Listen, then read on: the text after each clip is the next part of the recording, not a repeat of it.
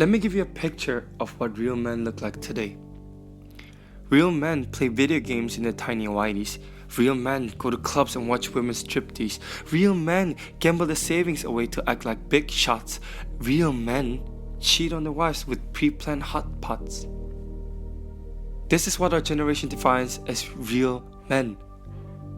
You think this is wrong and you doubt what I say, but look around you. I'm not trying to sway. Just look into the box that you call TV and you'll see the definition of manhood has changed, and you'll agree.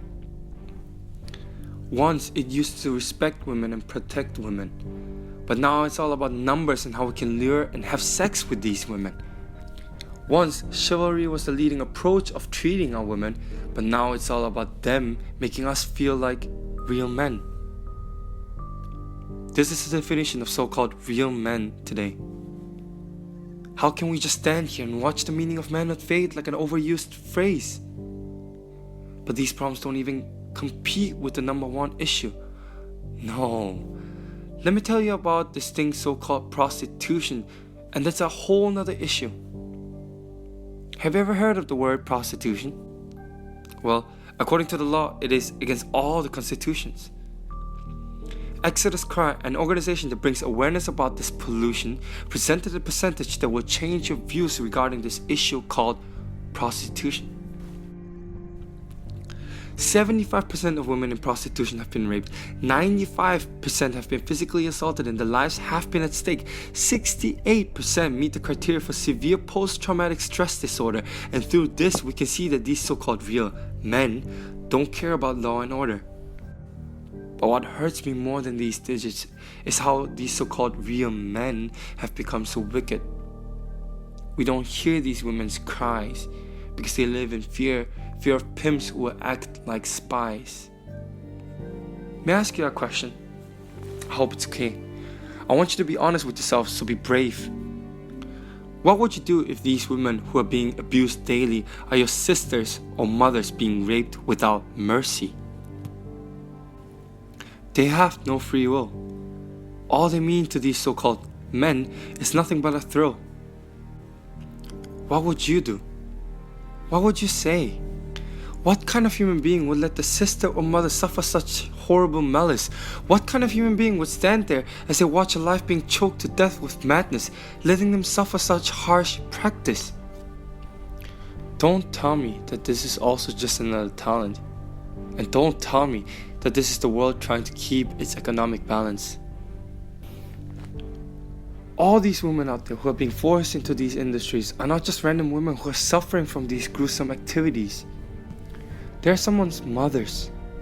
They could be your daughters. They might be someone you know, and ultimately, they're God's daughters.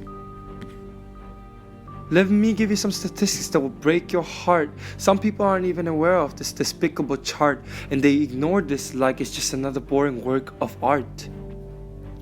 There are about 100,000 prostituted American women and about 250,000 prostituted foreign women in the US alone.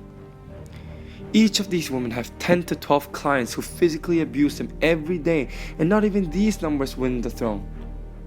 When we do the math, there are about 3,500,000 men buying sex in the US per day.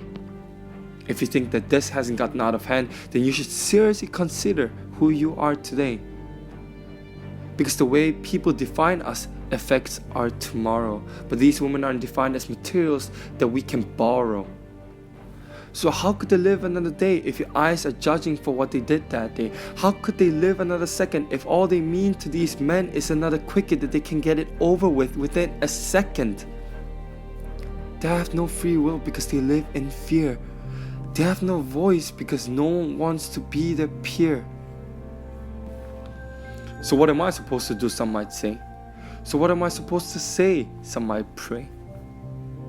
I'm one person, and nothing I say will make a difference and won't persuade. That's how all the great people that we admire started. All these heroes you can think of weren't big from the beginning. All these heroes you can think of only did what they were dreaming.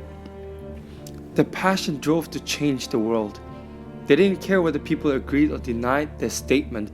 They themselves knew that what they said was concrete, given from God. They knew that it was complete.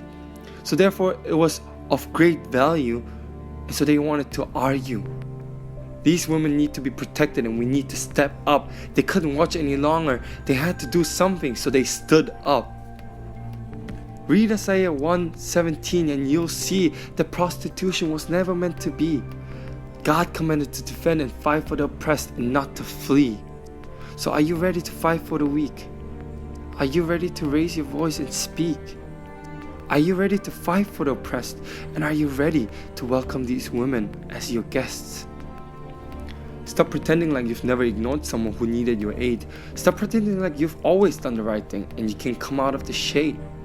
You and I are sinners. You and I are hypocrites. But that does not conclude our destiny. Because God only judges by the way we live presently. Read Ephesians 4:22 and 3.